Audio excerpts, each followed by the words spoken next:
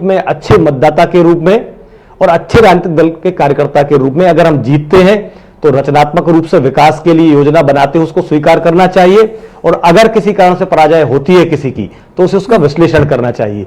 लेकिन पिछले 3 साल में दतिया की जनता ने देखा है कि वहां का विकास ठप है, और ये कह रहे हैं भाजपा की सरकारों के काम। मैं स्वदेश जी से एक काम पूछता हूं, इनके नेताओं से, जो दतिया में पहले का भी कभी का बता दें। दतिया का मेडिकल कॉलेज हो, दतिया का वेटनरी कॉलेज हो, दतिया में सिंध नदी पर बना पुल हो, पीताम्बरा लोक जो बन रहा है उसका काम हो, और ऐसे सैकड़ों काम जो हो रहे हैं वहां पर, उनको देखकर जनता को पता है कि हमें विकास के रास्ते जाने में ज्यादा फायदा है, क्योंकि उन्होंने जो निर्णय किया था वो निर्णय बहुत गलत साबित हुआ। और जिस प्रत्याशी को उन्होंने चुना था वो छोटे मोटे आरोप में नहीं, 420 के मामले में कोऑपरेटिव बैंक में एक फर्जी क्या कहना चाहिए एफडी का ब्याज ले रहे थे, उस कदाचरण के आरोप में उनकी संस्था सुन हुई है। तो कांग्रेस का चरित्र तो जनता के सामने है ना। तो इस चुनाव में तुलनात्मक रूप से लोगों के पास 2 ही विकल्प हैं कि भाई हम विकास की तरफ जाएं, और मुझे लगता है कि जनता समझदार है, और जिस तरह जनता ने उत्साह दिखाया है चुनाव में, निश्चित ही भारतीय जनता पार्टी अच्छे मतदान से, और हमारे जो प्रत्याशी हैं आशुतोष तिवारी जी वहां विधायक बनने जा रहे हैं। आप देखिएगा जैसे जैसे मतपेटियां खुलेंगी। बिल्कुल कल्पेश जी, आपने तो घोषणा ही कर दी, विधायक बनने जा रहे हैं आशुतोष जी। स्वदेश जी, आपसे इसका जवाब मैं लेना चाहूंगी। कल्पेश जी कह रहे हैं कि एक काम गिना दे, 3 साल का जो कांग्रेस का कार्यकाल था, 2.5 साल 3 साल जो भी समय मिला है, क्या उसके आधार पर अभी भी आपको लगता है कि कांग्रेस के पक्ष में ये मतदान, ये वोटों, ये जो रिजल्ट्स हैं वो रहेंगे? चूंकि 15 साल का जो काम था इससे पहले बीजेपी कार्यकाल में, वो भी जनता ने देखा, 3 साल का समय मिला। कम समय होता है लेकिन बहुत ज्यादा समय नहीं है, लेकिन बहुत कम भी समय से नहीं माना जा सकता। 3 साल में पूरा जो जनता समझ जाती है कि क्या कुछ उनके पक्ष में किया जा रहा है। अगर भारतीय जनता पार्टी के द्वारा ये विकास कराया गया होता तो 2023 में कद्दावर नेता नरोत्तम मिश्रा चुनाव न हारते। और अगर इस विकास की पुष्टि भाजपा कर रही है कि भाजपा के शासनकाल में उन्होंने किया है, तो उनका फिर टिकट क्यों काटा? वो भी इतना धोखा दे करके इतने दिग्गज नेता को यहाँ पे नेतृत्व कर दिया, और एक अनजान व्यक्ति को लेकर के आप प्रत्याशी बना के आया है। मैं तो उसी क्षेत्र का हूँ भाई कल्पेश जी, आप भले ही नहीं गए हो, लेकिन मैं तो वहीं का व्यक्ति हूँ, वहीं रहा हूँ, इलेक्शन में पूरी टाइम रहा हूँ। तो कुल मिला के मुझे एक एक पता है। मुझे ये भी पता है कि 4 बजे के बाद भाजपा बौखला गई थी, यहाँ तक कि आपने एक छोटी बरौनी का एक रेवेन्यू स्टाफ इंस्पेक्टर था, उसको बिना नंबर प्लेट की गाड़ी से भेजवाया, और वहां अपने पोलिंग बूथ पे पहुंचे। आप रामसागर 51 नंबर मतदान केंद्र पर वहां पहुंचे, और वहां अपने कांग्रेस के एजेंट को उठाया, और आपके लोग वहां बूथ कैप्चरिंग के लिए कमांड मांगने लगे प्रिसाइडिंग ऑफिसर से। लेकिन जागरूक जनता ने उनको पकड़ लिया, और यहाँ तक कि फिर वो कुछ नहीं कर पाए। जिगने की बात करूं तो एक झांसी का व्यक्ति फर्जी मतदान कर रहा था भाजपा के लिए, उसके बयान भी सामने आए। कोई एक नहीं, आपने 4 बजे के बाद बहुत कोशिश की, क्योंकि ये बौखलाहट दर्शाती है कि आप चुनाव हार चुके हो।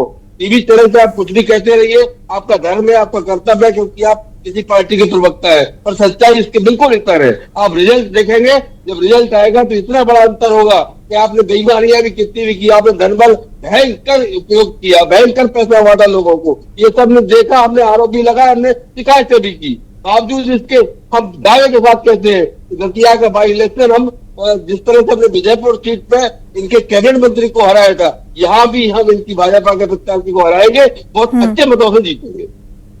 चलिए स्वदेश जी, दावे तो आप कर रहे हैं कांग्रेस जीतेगी, वक्त बताएगा। आर के शुक्ला जी, आपसे समझना चाहेंगे, देखिए यहाँ पर जब टिकट का ऐलान हुआ था, यहाँ पर कुछ मतभेद जरूर देखने को मिले थे, लेकिन उसके बाद नरोत्तम मिश्रा के समर्थकों ने जो बवाल किया वो अलग तस्वीर थी। लेकिन उसके बाद जो कांग्रेस में तस्वीरें सामने आई थी राजेंद्र भारती को लेकर, जो कल पार्टी ने फैसला भी लिया है, तो जो अंदरूनी कलह दोनों पार्टी की देखने को मिली थी, क्या लगता है कि नरोत्तम मिश्रा के समर्थकों की अगर हम बात करें तो जब हमने ग्राउंड जीरो से बातचीत की, हमारे भी लगातार सहयोगी वहां पर मौजूद थे, उनका कहना था कि खुले मंचों से बोलना आसान होता है कि पूरा समर्थन है, लेकिन कहीं दिखाई ये समर्थन बड़े स्तर पर दिखाई नहीं दे रहा था, और सेम चीज कांग्रेस के साथ भी हुई है। देखिए, मैंने पूर्व में ही कहा कि इस चुनाव में भीतर घात तो किस पार्टी किस स्तर पर संभाल पा रही है, वो इस पूरे चुनाव का रिजल्ट को प्रभावित करेगा। रहा सवाल मिश्रा जी के हारने का, तो इस देश अटल बिहारी वाजपेयी जी भी हारे हैं, इंदिरा गांधी जी भी हारी हैं। ये नहीं कह सकते कि साहब एक हार से किसी भी राजनेता का जो यानी कैरियर खत्म किया जा सकता है, क्योंकि मैंने कहा कि दतिया का जितना भी विकास हुआ है उसका पूरा का पूरा योगदान नरोत्तम मिश्रा जी का है, वो उसके हकदार हैं, उन्हें टिकट मिलना चाहिए था, नहीं मिला है भारतीय जनता पार्टी का अंदरूनी मामला है। मैं तो शुरू से कह रहा हूँ, सभी चैनल पर बोलता हूँ, लेकिन हाँ अगर भारतीय जनता पार्टी ने अपने कैडर को मैनेज कर लिया, जो उनके कार्यकर्ता थे, संगठन के थे, जिला जो ग्रामीण सरकार में उनके पंच, सरपंच, पार्षद, जनपद, जिला पंचायत के जो लोग थे, अगर वो कार्यकर्ता संभल गए हैं अनुशासन के नाम पे और भारतीय जनता पार्टी के साथ आ गए हैं, तो भारतीय जनता पार्टी को सीट निकालने में ज्यादा दिक्कत नहीं होगी। लेकिन अगर जो उनका कैडर था, बेस कैडर, मूल कार्यकर्ता थे, अगर वो आज भी अगर वो वोटिंग के दिन भी नाराज रहे हैं, तो भारतीय जनता पार्टी को निश्चित रूप से उसका नुकसान उठाना पड़ेगा। रहा सवाल कांग्रेस का, कांग्रेस में भी गुटबाजी थी। राजेंद्र भारती जी शुरू से कह रहे थे किसान मेरे परिवार से किसी को दे दो या किसी को भी दे दो, और आपने देखा हो पूरी जो चुनावी प्रक्रिया में राजेंद्र भारती 2 दिन पहले आए थे, और वो भी उन्होंने कहा अप्रत्यक्ष रूप से उनके भी वीडियो मीडिया में चल रहे हैं कि कहीं वो बोल रहे हैं अब हाँ कांग्रेस उम्मीदवार को वोटिंग करो, कहीं बोल रहे हैं कि साहब मत करो। और चूंकि इसका नतीजा है कि लेट नाइट में कांग्रेस पार्टी ने उनको पार्टी से निष्कासित कर दिया, मतलब भीतरघात का एक प्रमाण तो हो गया कि वहां भी भीतरघात हुआ है, इससे कोई नुकसान नहीं कर रहा। पूरा का पूरा जो चुनाव है ये अपने कार्यकर्ताओं को जो पार्टी मैनेज कर पाई है, जो उनका कैडर था, चाहे वो कांग्रेस हो चाहे भारतीय जनता पार्टी हो, उस पर निर्भर करेगा। आरके शुक्ला जी, आपसे एक चीज और समझना चाहेंगे। चलिए, अभी यहाँ तो ये कहा जा रहा है कि बीजेपी कांग्रेस में कड़ी टक्कर है, एक और पार्टी है आजाद समाज पार्टी, जिसे लेकर भी काफी चर्चा हुई है। तो क्या आजाद समाज पार्टी के उम्मीदवार बीजेपी और कांग्रेस के जो वोट है उनमें कुछ असर डाल सकते हैं?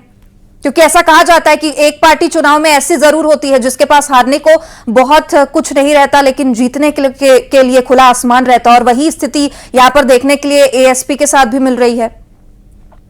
देखिए, जाति भारतीय लोकतंत्र की एक मुख्य बिंदु है, सभी चुनाव में है, सभी जगह है, इससे इनकार नहीं किया जा सकता। लेकिन जो भी उम्मीदवार किसी भी पार्टी से हो, जब वो चुनावी रण क्षेत्र में उतरता है या सार्वजनिक जीवन में रहता है, तो उसका पहला कर्तव्य होता है कि भाई सबको साध के चलना। आपने जिन उम्मीदवार की बात करी, आपने देखा हो शुरू से लेके वो एक वर्ग को शुरू से टारगेट करते आ रहे हैं। ऐसा लगता है कि वो उस वर्ग के व्यक्तिगत विरोधी है। हाँ, तो जिस समाज से आते हैं उस समाज की भी 8-10 हजार वोटें हैं, वो वोटर। चलिए, अब आरके जी, वक्त की थोड़ी कमी है, इस वजह से माफी के साथ आप सभी को आप लोगों का शुक्रिया जुड़ने के लिए यहाँ पर। हालांकि न्यूज 18 में लगातार महाकवरेज जारी है और लगातार इस तरीके से हमारे साथ मेहमान जुड़ेंगे और किस तरीके से यहाँ पर रुझान देखने को मिलेंगे, ये आप लगातार देखते रहिए। फिलहाल बुलेटिन में इतना ही, खबरों का सिलसिला जारी है।